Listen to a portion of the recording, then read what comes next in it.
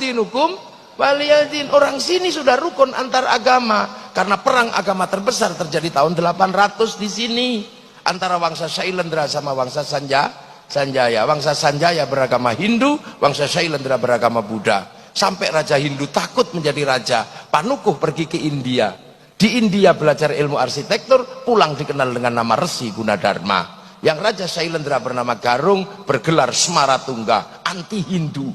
Tapi begitu menang perang, dia putus asa karena mau bikin candi nggak punya arsitek.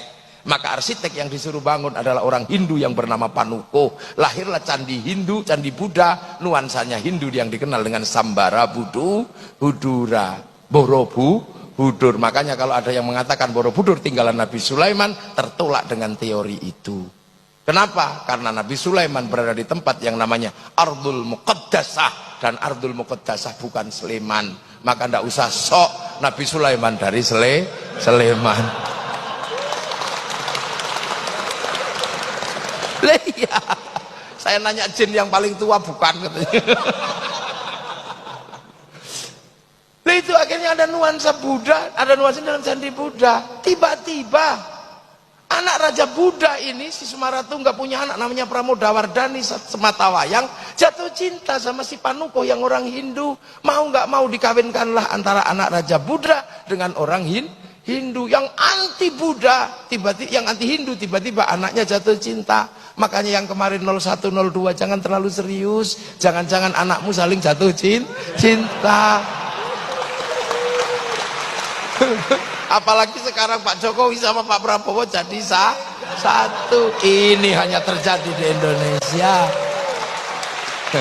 Gak usah malu, gak usah malu, gak usah malu. Yang kemarin mau jihad, mau apa, gak usah malu. Kalau engkau tidak menangkan kami, aku takut tidak lagi yang menyembahmu. Udah gak usah, gak usah.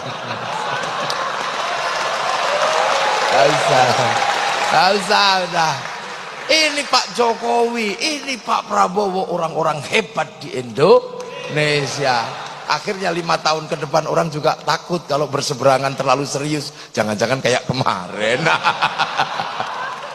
Ini selesailah para supporter ini.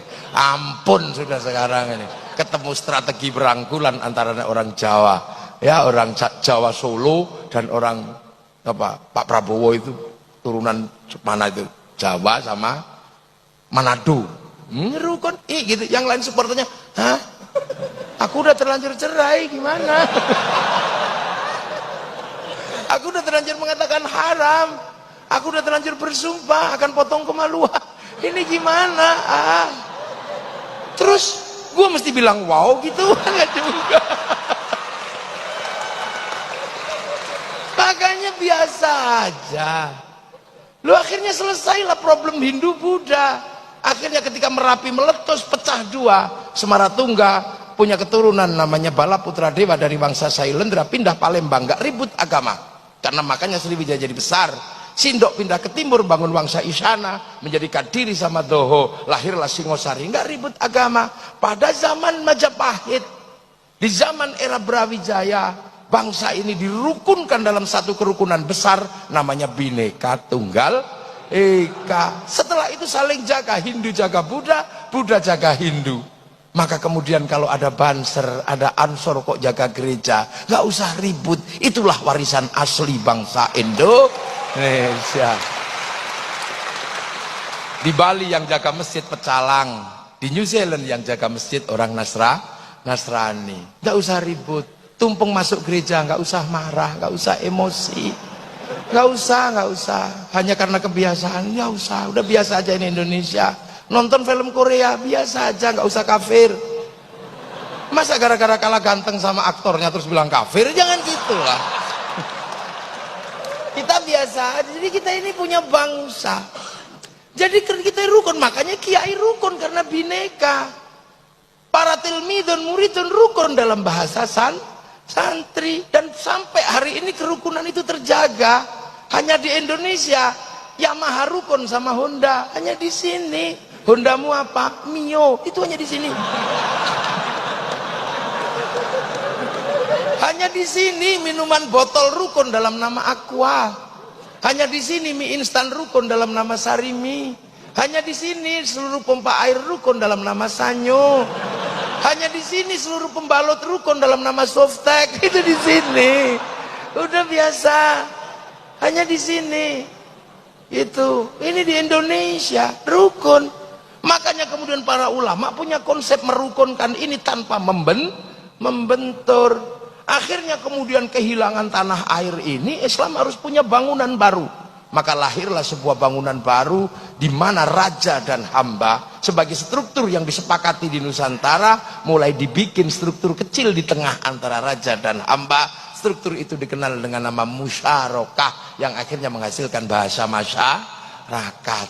Lah kalau sudah masyarakat, jangan raja, jangan hamba saling menindas, tapi hidup saling bertanggung jawab. Konsep hidup saling bertanggung jawab tawarannya adalah dari Rasulullah, kullukum ra'in wa kullukum mas'ulun an ra'iyati. Maka hidup bersama dalam musyarakah, orangnya disebut ra'iyah atau rakyat. Akhirnya raja dan hamba melebur dalam konsep ra'iyah. Dan satu-satunya bangsa muslim dunia yang sanggup mengambil kalimat Rasulullah untuk menyebut warga bangsanya dengan sebutan ra'iyah hanya ulama Indonesia.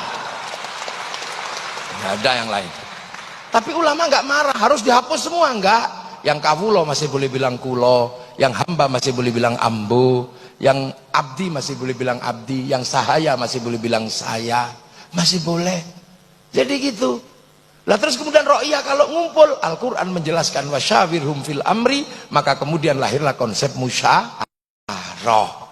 Lah kalau musyawarah jangan menang-menangan sendiri. Al-Quran mengajarkan tafassahu fil majalis wafsahu yafsakillah, maka ruang musyawarah namanya majelis. Ngangkat pemimpin standarnya wasi'a kursiyus samawat, maka kedudukan pemimpin disebut kursi. Sunan Ampel nata ini semua. Datuk Ribandang dikirim ke Sulawesi, Aryo Abdillah dikirim ke Palembang, Hatib Dayan dikirim ke Kalimantan. Lahirlah sistem ro'iyah, sistem musyawarah.